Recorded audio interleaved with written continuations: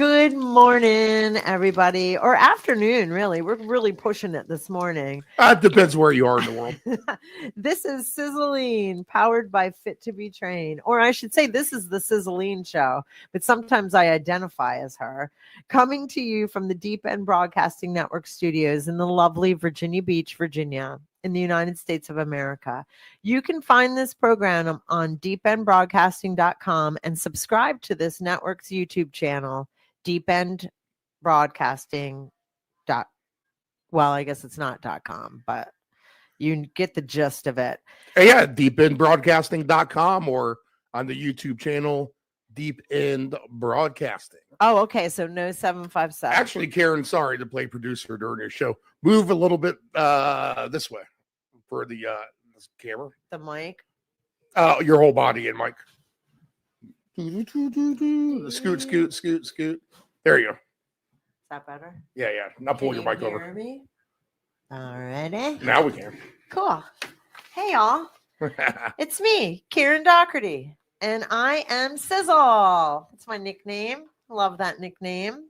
But you can find me. I'm going to let the cheer go on. I need it. Yeah. But you can find me everywhere, all over the internet. Fit2betrained.com, fit2betrainedonline.com. All my social medias, Fit to Be Trained.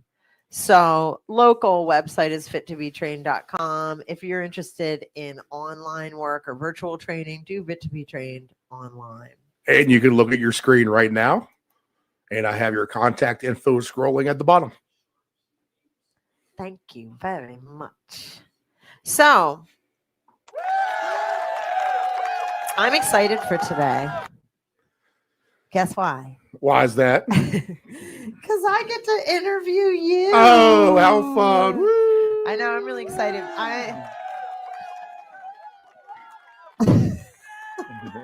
I'll tell you why I'm so excited. Because I think rugby is a super cool sport.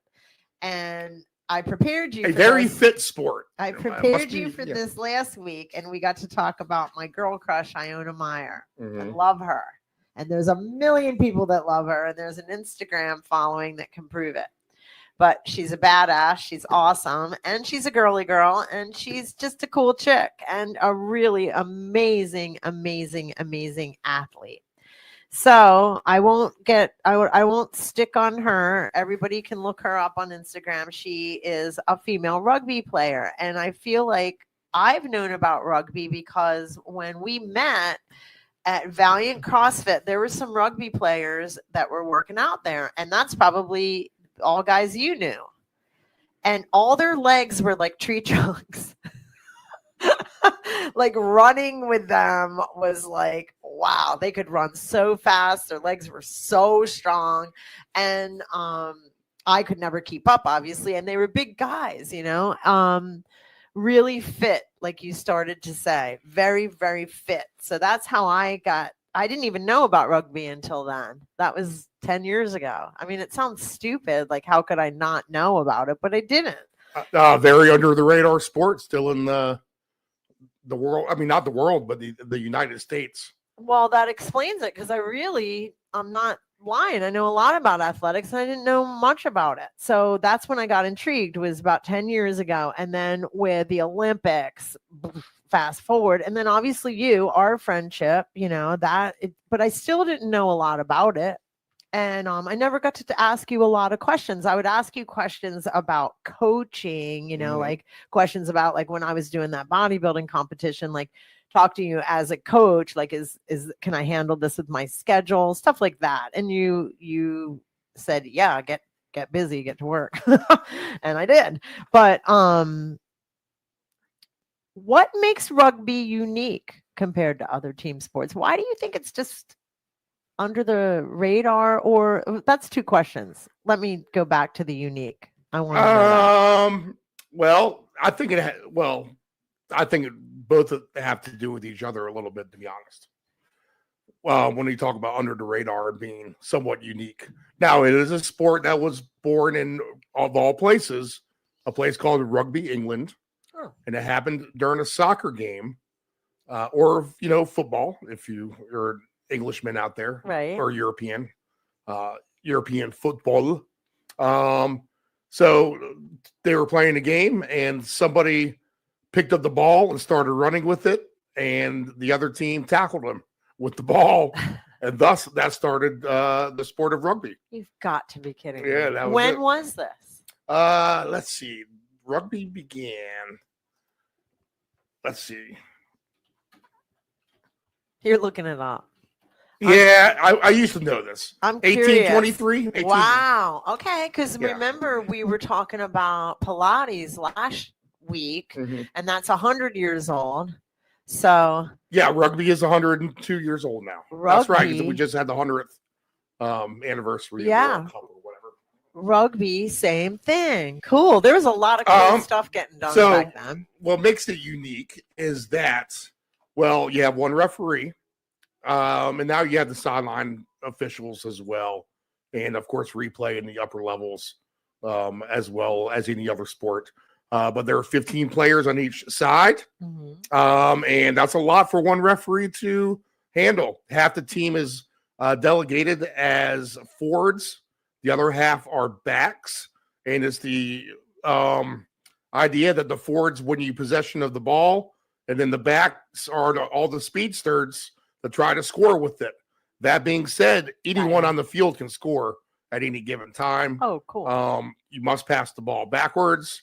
You can kick it forward, but you can't kick it forward to a teammate ahead of you. You can kick it forward, but the next person who has to get it is either you or someone behind you when you kicked it. So kind of like a chase type of game. I got you. And then basically you try to score a touchdown. And the word touchdown in football, you ask yourself, well, what does touchdown mean? That comes from rugby as well, to where when you cross the goal line, you actually touch the ball to the ground, and that's what gives you your 5-point score. You have a 2-point conversion kick after that. That's the other team can run after it, but they have to start at the goal line, so there's plenty of room.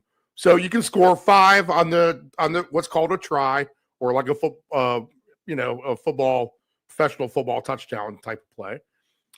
You can get 2 on the bonus kick, and then you can actually, if there's a penalty on the field, or even if you're running around and you got a good drop kick to you, that takes a special skill to drop kick the ball. You can score 3 points through the goalpost. But the most common way to do that is through a penalty. Now, unique as well, in the sense that it's a pretty good brotherhood. No one has ever really gotten paid to play rugby. In fact, you have to pay to play rugby, generally growing up.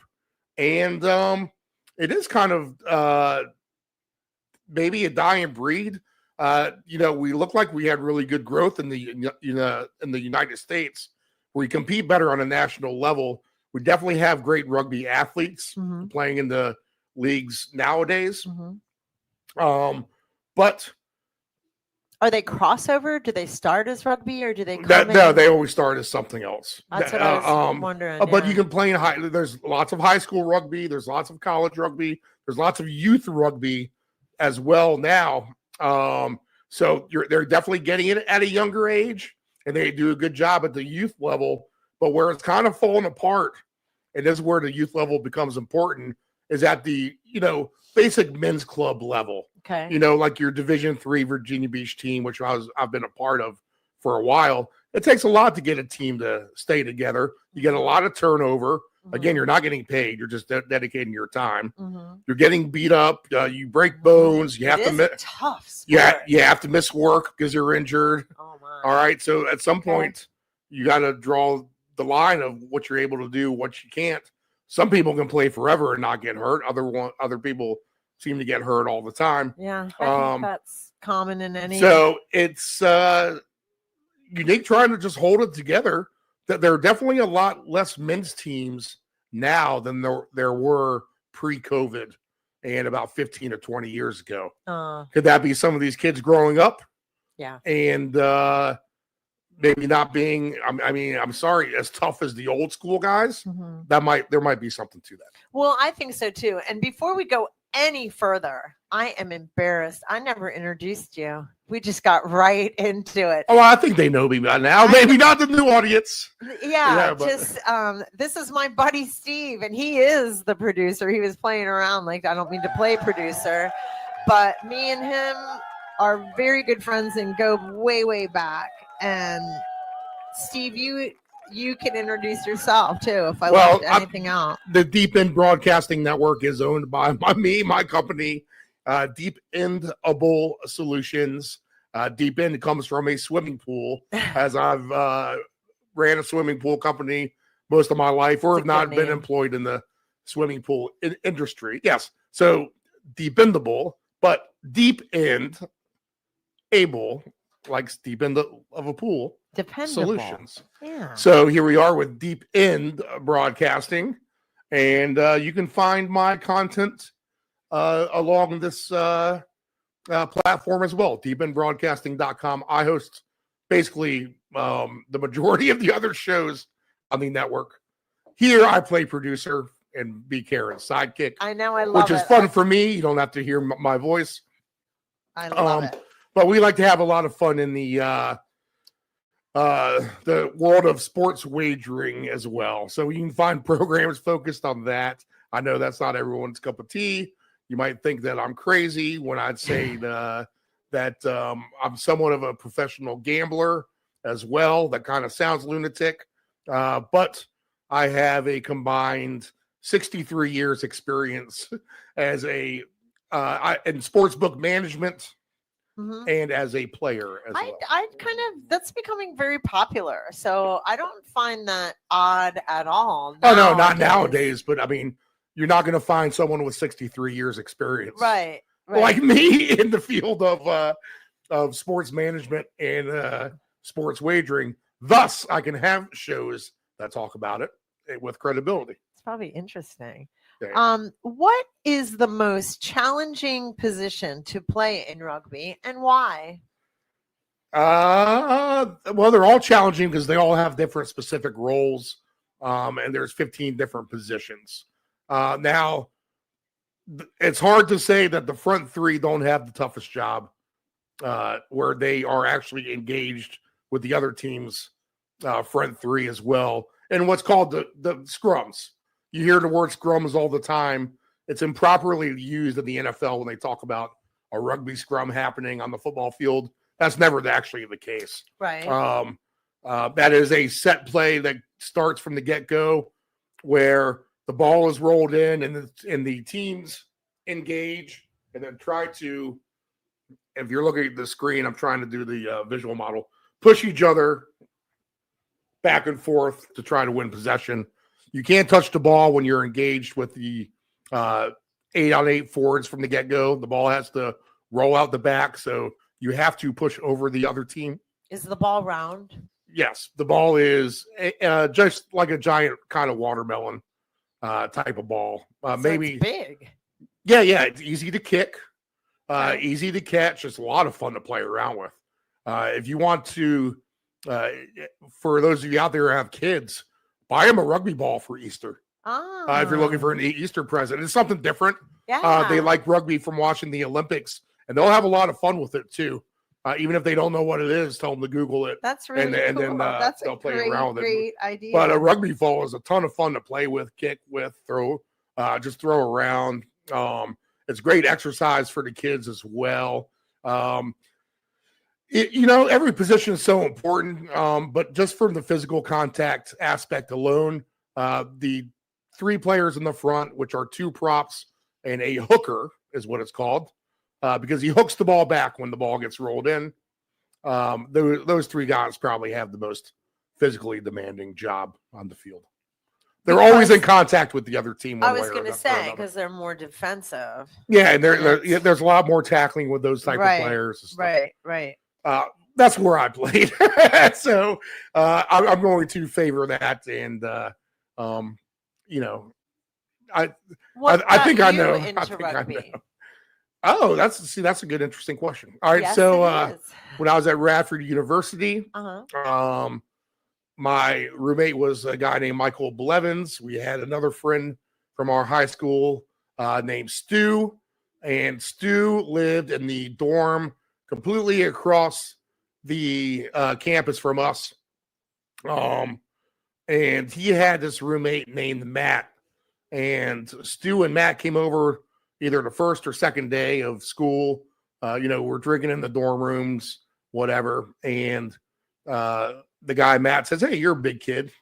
Why don't you come on out and try this rugby thing?" And there's a meeting in which they had a keg at the meeting for a new player interest meeting. And then they were showing a video of rugby. And I saw the sports once. I saw a game in high school when I was up at the University of Virginia with my parents visiting, I think probably my older brother at the time. They stopped and made me watch a rugby game. And I thought it was kind of interesting. And yeah, it was a physical sport. Yeah. And the guy seemed cool, and I didn't really have many friends. So I decided my freshman first semester to go out and play that. And then I played my first game, and then we had our first rugby party, and it was instantly hooked from there. I believe it. I know. Can I just backtrack? Because you were like, I didn't have a lot of friends. It was a way to make friends new in college. There again, athletics, gyms. That's a great place to make friends, people, especially CrossFit gyms. Some gyms you're kind of more on your own, but CrossFit gyms are like athletic teamy kind of feeling. So you're going to make friends. Well, so think of this domino effect. So what if I never met that guy, Matt? Would have I have ever played rugby? Probably not. And since then, and I've played for a bunch of men's teams, and I've coached for Old Dominion University. I've coached for the Virginia Beach Falcons as well. And you know what? We've had some tournaments that I created, big time tournaments that, people, I don't know why they let it fall apart, but they have. But there's a lot of marriages and just other friendships out there that have been spawned from something I've been a part of for a long time. The Virginia Beach rugby team was not in existence when I came back to Virginia Beach to live here. And I had played with them in the early 90s when I took time off from school. And there was no rugby team when I showed back up here in 2001. I kind of asked what happened. They said it fell apart. And I got a couple of people to help me out who were interested in restarting the team, and we went through the processes, and we actually reestablished Virginia Beach Rugby, who here we are 23 years later. That makes my heart beat. That's so great. Well, they're playing in a playoff game this weekend. I love that. I love that because that is who you are. For those of you that don't know him personally, just from the podcast, you are a coach. You are somebody that you take leadership. You are a gatherer of people, whether you're bartending or coaching, right? I mean, I worked in bars too for a long time. I don't know, something about any kind of social atmosphere was you're a leader or a follower, and you have always been one that could get people together, hey, even if it was as simple as just having a party. But I think you can put together an athletic team almost just as easy, right? What role or does strategy play in? We kind of just talked about that because you talked about the scrums and the lineouts. Right. Is it a difficult sport to just learn? Because I think that's what this question is. How do you approach teaching the technical aspects of rugby to a new person? You definitely have to have your patience learning. And I didn't really play my first A-side starter game for a whole year after I started. I played on that, what is called the B-side, which is essentially like a junior varsity team. You have to now some people are good enough. They kind of catch it right off the bat. But even then, you see guys who've been playing, fantastic athletes, make stupid, basic rookie mistakes because they just simply just don't know the rules. And I was going to say, rookie, do you also think that, because like you said, I wondered if rugby was a crossover sport. They've been in soccer, probably a lot of football, I'm thinking. And wrestling too is a good prerequisite. Oh, yeah. Well, it's all those big boys. So is it a sport for the larger stature, or is there room for the smaller guy because he runs really fast? Oh, no. There are plenty of small guys who run very fast. Because I thought there was are strong. Women. And strong. There was big women on the Olympic team, and there were smaller ones too. No, it's all sizes, all shapes, and all sizes. There's a position for you in rugby. Cool. Well, there's 15 people on a team. That's large. Yeah. Okay. Do they? And this is my own question. Do they have a bench? Do they do the same thing as other sports where if you foul or you can get pulled out of a game? You get benched. You have up to 8 substitutions per game. Okay. If one's for a blood, you can actually take the player off and bring the blood guy back on. But if you're switching a player out, that player who comes out cannot go back in if it's just for a simple substitution. How many people are on the field at one time and not on one team? Yeah, 15 on one team. And so it's 15 on 15, 30 people on the field running around at once. Okay, so are there alternates or something? Is that what you're saying? Where you can trade someone out? Well, the only time you can change people out is during a stopped play. So if a ball goes out of bounds or there's a minor infraction or a penalty, you have to actually ask the referee permission to put a sub in, and the referee gives the go-ahead. How many subs do you guys have? You have 8 per team for a 80-minute game. Interesting. All right. Let me see. So you have to. You don't sub everyone in the first half, or you're done. Right. If you have someone injured, you have to play down a person. So it's 4 quarters. 2 halves, 2 40-minute halves. Okay, gotcha. Just trying to think of random questions. Because my list, I'm out of. Here's one more on my list. Rugby has a strong culture of respect. I know it has mine.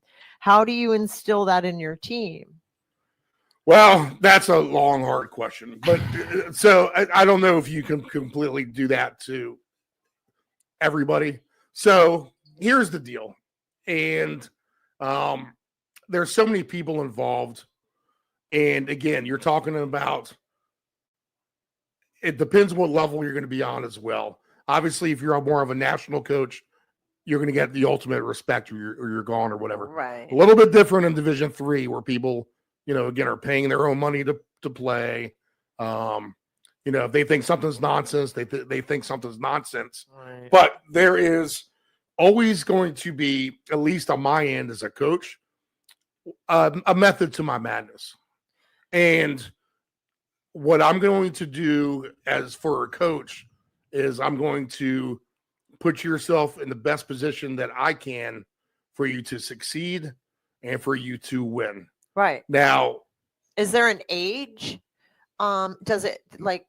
Is there a popular, that kind of sounds silly. No, well, college is a certain age. There are kids who come out and play for the men's teams who are 16 years old to learn the sport in high school. Okay. For sure. That's great. If they can't find it against other high schoolers, they'll come out and play for the men's. And then they can take that to college and be a better college player when they get there. Too, like say a father and son gig too. Like if a dad was into it, he could bring his 16-year-old boy. And one of the guys' goals on Virginia Beach is to play a game with his son, and his son's like 2 years old. So. Right. So that, he has like 15 years. I get it. That's why I was asking.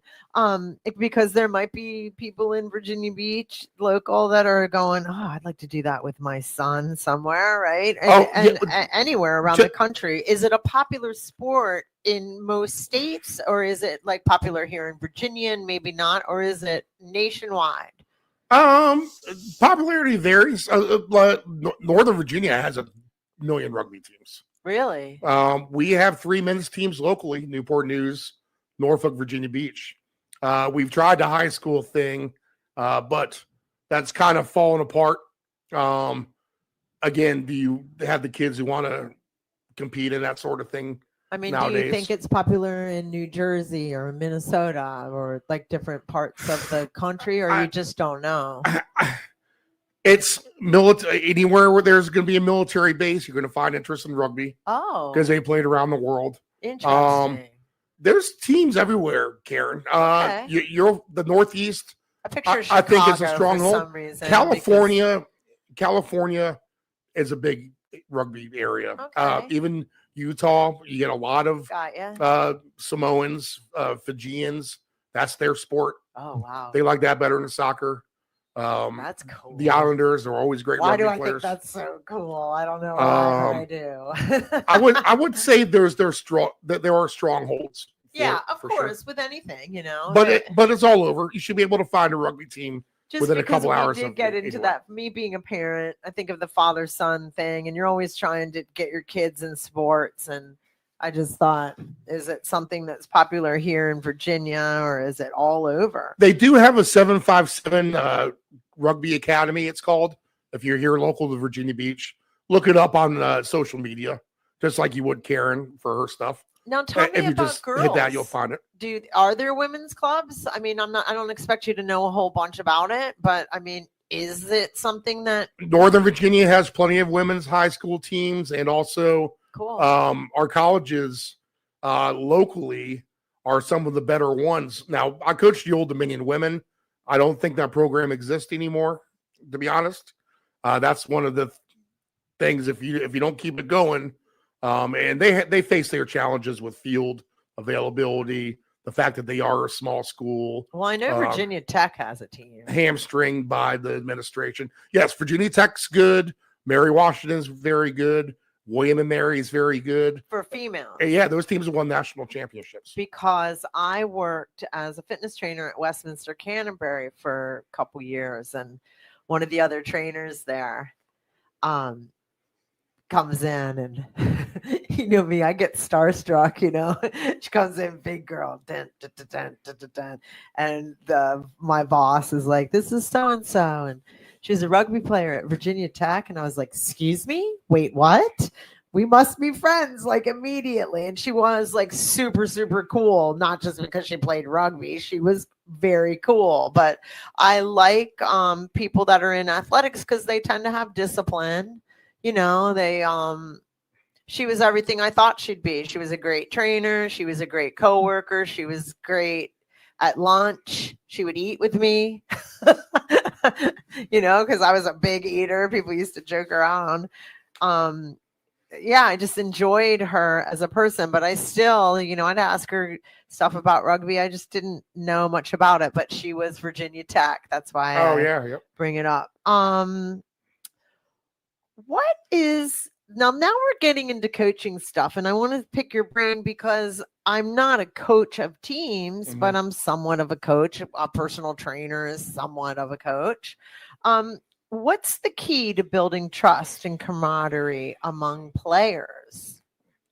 I think it's trying to make it fun, a learning experience, and where you take it serious. You try not to go overwhelming with that series kind of nature, almost in a way. Now, today's environment is kind of one where everyone wants to get coddled a little bit. They want to get their ego stroked. Okay. So you need to. The young people? I think so, but even like... people like me like to hear, "Oh, you're doing such a good job." Well, I mean, I was just you like hear, because I know I do. Yeah, like that's part of the reason why I like CrossFit. They call us athletes. That goes to our generation as well. Yeah, exactly. So. They call us athletes. They call us athletes. I'm like, finally, right. I'm joining. I want to be. I want to because I am one. I am the least athletic CrossFitter in the universe at this moment of time. But whatever, once an athlete, always an athlete. Because like I said, when I would work with older folks, and I've always done that my entire career. I don't have a whole bunch of them on my roster right now, but I used to, you can always tell people that were in sports, and obviously I'm almost 60 years old, so it was mostly men, but you could always, that were in sports when they were younger, and you know, they're 80 years old, and you can always see that athlete still in them. I swear. And you can always bring it out in their mindset, and then they'll try harder. They just will. They'll do better in the gym every time. I would be like, remember who you are. And it feels good to go, yeah, that's right. Wait, what? Yeah. I think that helped me in the gym competing against myself. And I try to use that when I get into the zone. I mean, once an athlete, always an athlete. That head, you get into their head. You just get into someone's head, and then you can make them perform. It's kind of it's not easy, but I mean, that's what we do for a living.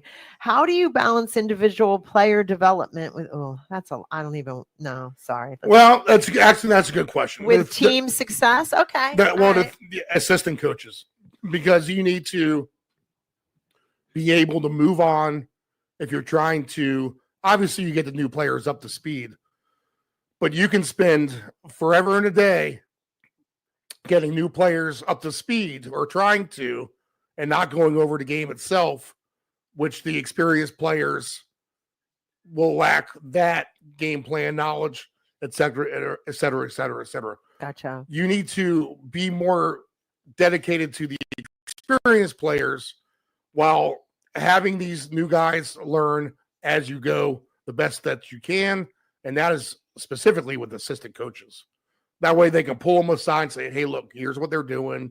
Okay, let's practice a few reps ourselves. All right, now get in with them, and now tries to get them up to speed without trying to slow down the momentum of the team. That is a complete balancing act when I was head coaching Virginia Beach last fall, was extremely, I had plenty of assistant coaches. So they made my life so much easier by being able to run drills with new players. Yes. Even give me a break from doing stuff. So you said 4 of them. You had 4 of them. There was 4 of us total. So we had 3 of them. Yeah. Wow. 3 assistants. Well, it's 15 guys. You need it. This is a fantastic question. What's the most rewarding part of coaching a team sport? I think there's probably a lot. Well, the most as administratively and growing the team is everything that I mentioned with, like, there wouldn't be a bunch of marriages like if I didn't meet that guy Matt, right in the dorm. How many people wouldn't know each other? Would there even be a Virginia Beach Rugby right now? Right. Probably not, because it wasn't coming back in 2002. So I'll tell you that right now. Legacy. That's the most rewarding. Creating legacy. As far as the actual coaching goes, I mean, obviously it's to try to win. Experience moments of winning that you've never done before. And that's like a deep playoff run. Having a tournament championship. We won tournaments before. That's the best that I can say that we've done. Never had a deep playoff run. That's kind of missing out on my resume at the end of the day, as a player and a coach. Close on several occasions. What do you mean by deep playoff run? Like what Alana? I don't even know if I'm saying her name right, but I think everybody knows what I'm talking about when she did that huge run. Yeah, so they won a gold medal, but I like for our Virginia Beach men's team, I mean, if they win enough games, they'll be the best team around here. Then they'll beat another good team from around here. Then the next step is to play maybe someone from Maryland or Pennsylvania. You beat them. So that's what you mean about. And then after that, maybe you're playing someone from Atlanta and you beat them. Next thing you know, you're playing someone from Denver, Colorado, and you beat them. And eventually there's no more games left to play, and they tell you that you're the best. Wow. It's a good feeling, I bet. Yeah. I've always been, well, no, I was going to say I've always been mediocre, and that's kind of not true. Being humble. I was good. And here's what I told the players. Like, embrace these moments, because if you allow it, it will turn into so many more powerful things for you down the road, as far as how your life is lived, the memories that you cherish, the people that you still keep in touch with, if you allow it. Exactly. Yeah. So that's part of the journey. We talk about fitness journey all the time. I mean, that's what rugby is. You're taking a journey. Every season, the team's going to be different. Right. But you're step one onto the field the first day of practice, until the very last game when it's over with. That's kind of like Together. its little mini journey altogether too. Yes, absolutely. What's your approach to motivating players during tough times or after a loss or losses, So I always challenged a player to, no matter what, be the best person with the player across from you. Don't worry about the rest of the team. If it's whoever my opponent is face to face with me, make sure that I'm the one who's better than him. And if all our players can do that collectively, then we're going to be the better team at the end of the day. That takes the pressure off of me to try to make everyone else better. Mm-hmm. Or yes, obviously you want to, and you always are a good teammate for sure. But if you just think about beating the guy across from you and that's your focus, and you can do so, the most of it will fall into place. Well, I agree with that because that's focus. Now, and then it takes if you're getting beat, Karen, if you're getting your butt beat, go out there and crack someone hard on the hardest tackle that you can. And that gets everyone's attention again. What about since we're talking about that, what about fouls? Okay, it's a tough sport. Football's a tough sport. You're allowed to tackle. You're allowed to throw them down. But then there is a line that they cross. And it was so funny with the Super Bowl last year or this year. I didn't mean to say last year with Patrick Mahoney, if he would get touched. Right. Everybody was like, that was hilarious to me. As in all sports, the rules have changed over the years. And they're trying to make everything for a safer sport. And that's fair. Unfortunately, that's rugby included because they've kind of gone overboard on a couple of occasions, I think. Do you guys deal with head injuries like these? Oh, yeah, sure. But, anything above a chest tackle is a penalty. You can get red carded as well, kicked out of a game. So if something's bad enough, then, you're out, you're kicked out, and your team's playing a man down. Injuries are always a factor. You have to attempt to wrap. You can't launch at a player like a Superman tackle. Right. You have to at least try to wrap him up to tackle him and take him to the ground. You can't whip him through the air. You can't give him the Russian sickle, take his neck off. You can't do any of that. You have to do a clean, what's quote unquote called a form tackle. In fact, is that similar in football too? No, but I would say this. A lot of football coaches have adapted rugby tackling techniques because it ensures it gets the player to the ground. And then you had mentioned wrestling, so that's why the guys are good at that because there's so much of that going on in a sense, like learning the skill of taking somebody down. Yes. That's cool. Rugby's a leverage sport, and leverage is everything in rugby for sure too as well. Oh, darn it. It was such a good question. We got to keep talking because I can't lose that question. But I also want to talk about a while ago, we talked about favorite exercises. And I had said the push-up and you had said how, the push-up, you have to be able in rugby, or that strong, those powerful legs, those powerful arms you're getting down on the ground, but you're also getting back up. Yep. What one lesson you've learned as a coach that applies to life? One lesson that applies to life outside of sports? I'd come up with 20 a day, but what's one lesson that you've learned as a coach that applies to life outside of sports?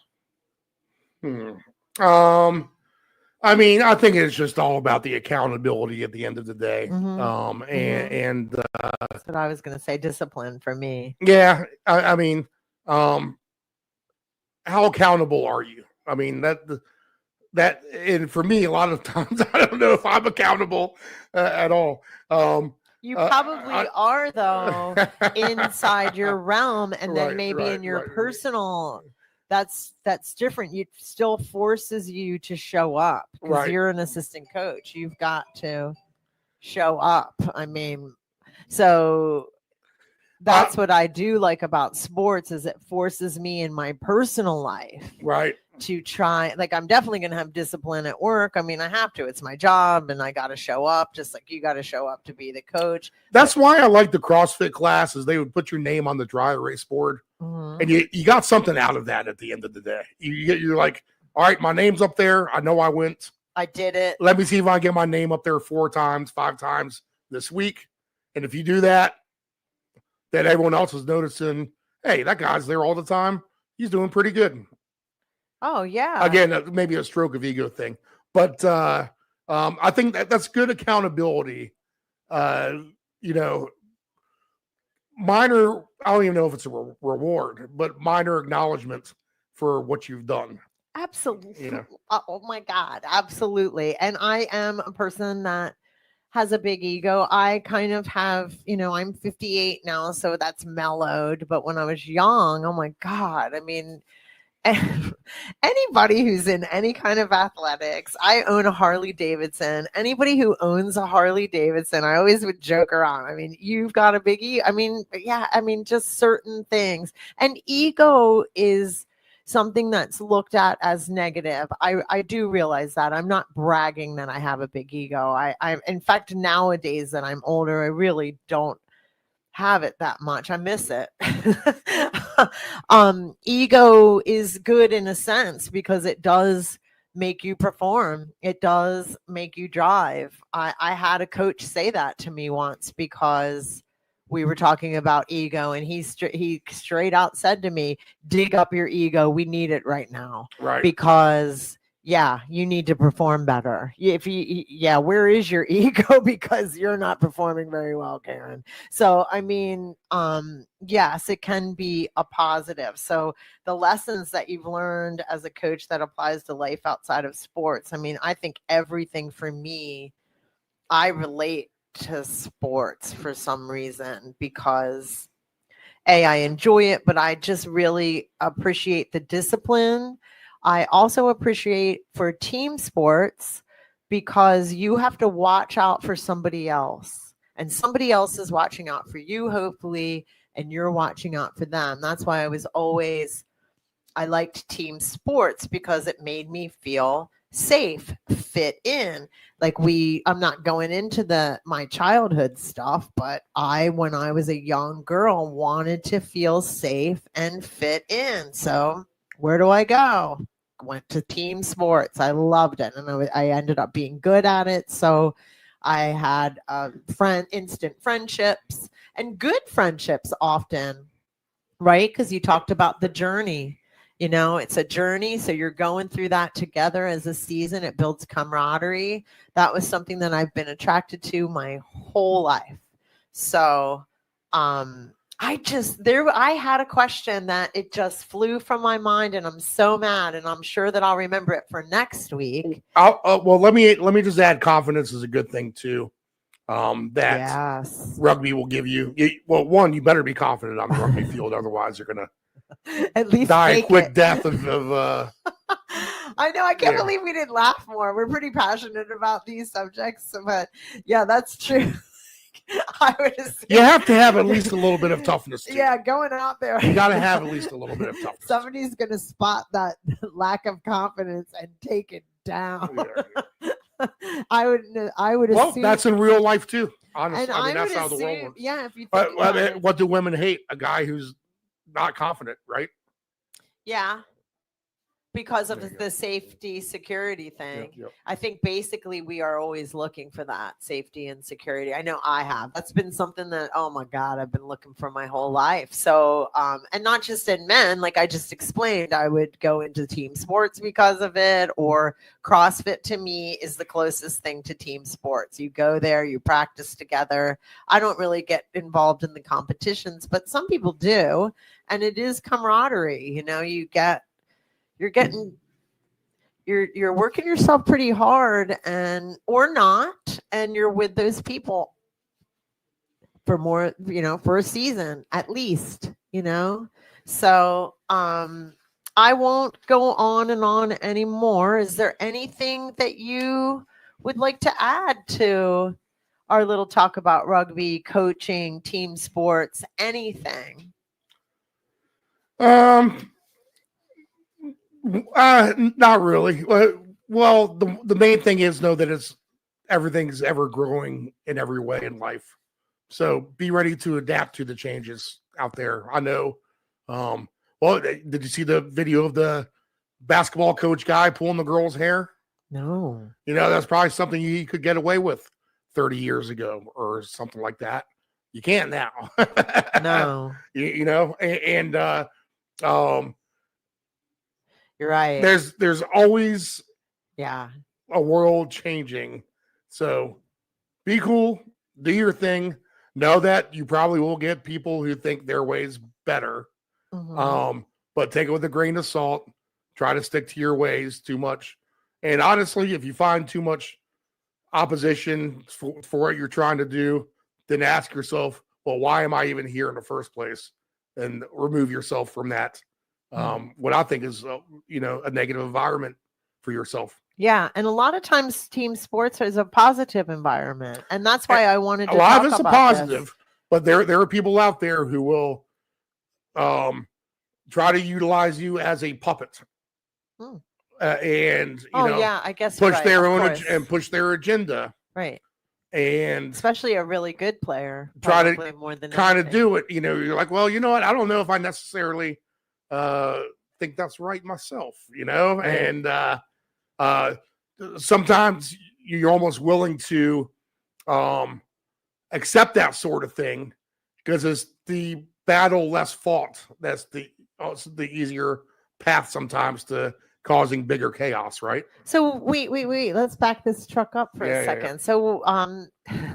So what you're saying is sometimes coaches, are you saying, and I could be taking this wrong, sometimes coaches can be overbearing on their athletes. That's what you're saying? I have a feeling. Well, okay.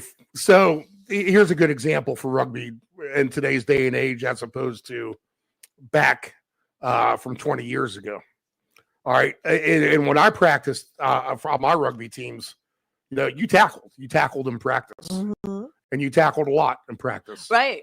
That makes sense. Nowadays, it's tackling pads. You rarely tackle other people, but how are you going to become a great tackler if you're not going to have one-on-one physical contact with another person? Right. And I've definitely been in the scenario in which I'm like, all right, it's full live play. Everyone's tackling. And then everyone looks at me like I'm a complete alien. Like, what are you talking about? We can't tackle. Oh, they don't tackle in practice anymore. Like, dude, this is rugby. We have to tackle. Exactly. No, I mean, there's tackling, but there's, there's such a thing as full-on live 100% rugby and getting tackled and tackling a pad. Those are two different things. Interesting. I'm glad we touched on this. The choice in practice, 99 out of 100 times, is to tackle the pad. Right. So that's the thing. If you're going to be coaching at sports, I wonder if that's happening in football too. Because if you see them practicing, sure. They're always up against that pad. No, well, NFL, you're limited to your amount of padded practices. And the Detroit Lions coach, there's a famous clip of him talking about how they need to tackle each other and how he knows the players don't want to do it, but in order to get where they want to be, they have to do it and to trust them. And interesting. I'm glad we. No, that trickles down to all levels. And if you're from the old school, it's kind of hard to accept that new school type of thinking nowadays. So. Right. So you're saying that new school, they're putting more and more rules down with that. So when they're going out in the games, I don't even know if it's necessarily rules. It's not necessarily rules as it is just your second nature mentality of today's day and age. Interesting. Oh boy, am I glad I didn't close. Okay, cool. Thank you. This has really been like stay hard, people. Stay hard. Stay don't hard. Be soft. Yes, I agree. Don't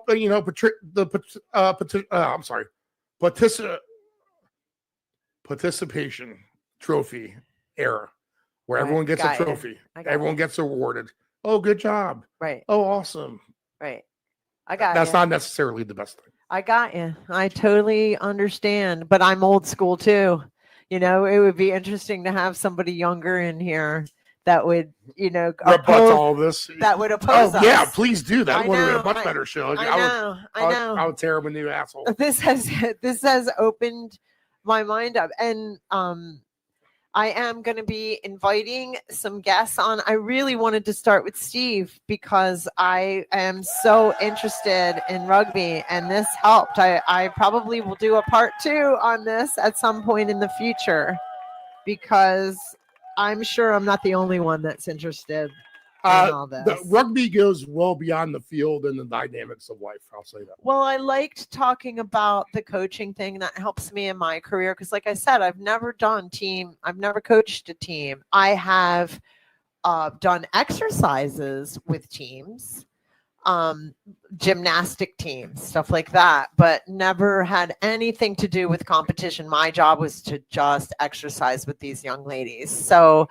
I don't know the aspects of coaching a team and wouldn't even try to pretend I did. And that's why I was really interested in it. And me as a fitness trainer, I love to, like when we're in the Olympics, you know, as a country, you guys are all looking at the athletes. I'm looking up at their coaches and seeing what they're doing with them for exercises. That's fun for me, you know, like who the coach for Noah Lyles, you know, what was he doing with him? Obviously lots of sprints, that's running and stuff like that, but I like to see what they're doing for exercises. It's just fun to me, and any kind of fitness stuff that's on Netflix, I'm in there watching, whether it's the Dream Team. That was the latest thing I just watched for basketball, but I don't mean to drone on that, except that I'm so interested in this, and I really appreciate you taking the time out and doing this with me. And tune in the future, people, and we're going to have some more different coaches. This really opened up my mind into who to invite. So thanks, everybody. Have a great day. Other closing music. Yeah, thank you. I liked that music. Yeah, that's the round robin music. That was good. Here, we'll put on the sizzle. Sizzling, tuning out. I could get you some pie taster intro music. I'm going to play around with it. Yeah. Production work to be had. All right. See you guys. Bye-bye.